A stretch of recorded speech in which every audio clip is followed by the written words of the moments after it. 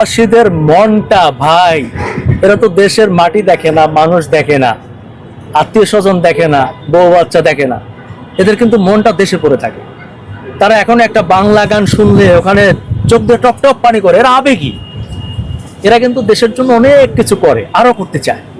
কিন্তু আমাদের দেশে একটা সমস্যা আছে কি, আমরা তাদেরকে আস্থার জায়গা দিতে পারছি না।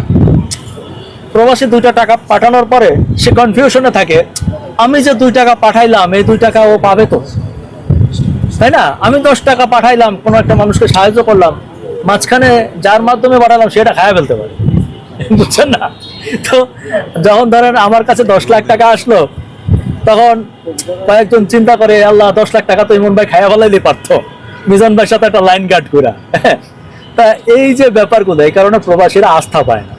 তো আমরা সেই জায়গাটা প্রবাসীদেরকে আস্থার জায়গা দিতে চাই, যে দেখেন এদেশে আমরা আপনাদের আপনাদের প্রহরী হয়ে আছি। অনেক প্রবাসীরা আছে বাড়ি দখল হয়ে যায়, আমাকে ফোন করে, সম্পদ দখল হয়ে যায়। তা আমি প্রবাসীদেরকে আশ্বস্ত করতে চাই, প্রবাসী ভাইয়েরা লাথি গুতা খাইয়া আমরা দেশে আছি, আপনাদের যতটুকু সাপোর্ট দেওয়া দরকার বাংলাদেশে আমরা দিব। আপনাদের বাড়িতে জায়গা জমি হ্যান ত্যান নিয়ে সমস্যা হলে চাইলে আমাদের সহযোগিতা নিতে পারেন, আমরা পাশে থাকবো। এবং আপনারা 2 টাকা পাঠাইলে সে 2 টাকা সঠিকভাবে